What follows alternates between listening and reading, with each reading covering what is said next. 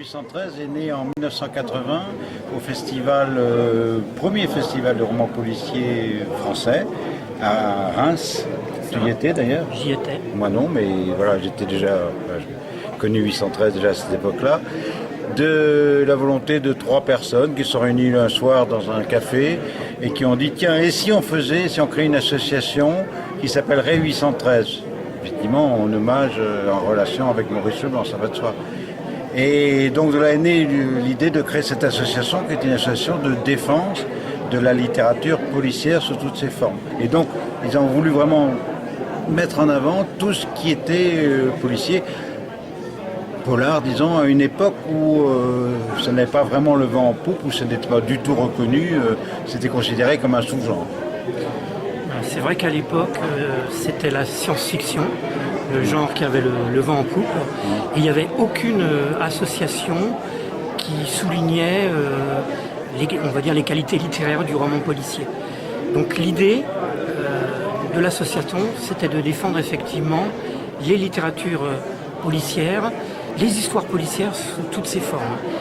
Et la principale qualité de cette association aussi, c'est de réunir en son sein non seulement des écrivains, des éditeurs, de personnes qui travaillent dans le monde de l'édition, mais aussi de simples lecteurs. C'est-à-dire qu'au départ, alors que c'est le genre le plus lu en médiathèque, c'est-à-dire que ce sont les livres qui sortent le plus, et bien malgré tout, il y a une espèce de retrait de quant à soi vis-à-vis de cette littérature.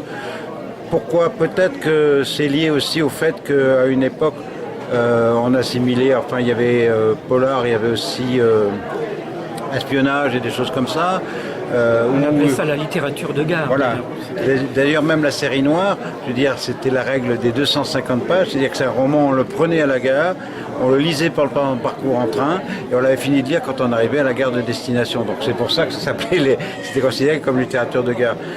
C'est vrai qu'à l'époque où est née l'association, le roman policier, c'était des romans de poche avec des collections tout à fait spécialisées. Aujourd'hui, et c'est là qu'on voit que le genre a évolué, de grands éditeurs veulent leur collection policière et c'est publié en grand format. Donc on peut dire que le roman policier a gagné ses galons et est pleinement reconnu comme une littérature. Parce que chaque membre d'association a un numéro. Ceux qui sont d'origine comme Serge et moi, on a une petite étoile après notre nom, sinon les numéros qui sont anciens sont redistribués à d'autres. Donc on a dépassé les 813, mais je veux dire, c'est pas ce qu'on cherche. Nous, on se bat pour cette littérature, pour le genre de manière générale, dans le même esprit qu'au départ. D'ailleurs, on a changé le nom de l'association, c'est plus les amis de la littérature policière, mais les amis des littératures policières. À signaler que l'association édite 3 fois par an, c'est ça? Oui. Une revue qui est envoyée gratuitement aux membres, mais qu'on peut se procurer aussi dans certaines librairies, dans le lieu de vente. Et qu'il y a un blog, donc tu peux donner l'adresse, parce que ça peut être intéressant. C'est blog813.fr, c'est tout. Voilà.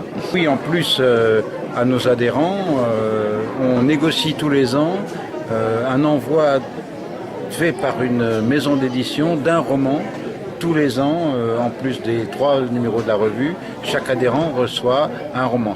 Et dans les romans policiers, des romans policiers même classiques, 813 avait l'intérêt de fournir un nombre, quoi. Donc voilà, c'était un but à atteindre, avoir 813 adhérents, de gens qui soient intéressés par le genre, voilà. Ni plus ni moins. Puis Maurice Leblanc, parce que beaucoup d'amateurs de littérature policière ont commencé ados en lisant Maurice Leblanc. Oui. Puis il y a un petit côté énigmatique dans le chiffre 813. La preuve, c'est que 40 ans plus tard, on continue à nous demander mais pourquoi 813 ? En septembre, il y a une centaine de romans qui sont sortis. En janvier, il y a une centaine de romans qui sont sortis. Je veux dire, parmi tout ça, je ne sais pas si ça sert le genre, qui est tout ce flot de littérature qui sort. Évidemment, il y a des gens qui émergent du genre, il y a des gens qui écrivent merveilleusement bien. Franck Bouis, dont on parlait, Luc Pagan, Marcus Mal sont des gens qui écrivent merveilleusement bien. Mais voilà, c'est un domaine porteur, je pense, et il y a beaucoup d'éditeurs. Quelle est la maison d'édition qui n'a pas de collection polar? C'est-à-dire que maintenant, pratiquement tout le monde, tous les éditeurs font une collection polar. Après, c'est plus ou moins porteur, c'est-à-dire que j'espère que ça ne s'effondrera pas. Entre le polar, le thriller, le rural noir, etc. Ce sont des gens tout à fait différents, mais qui ont...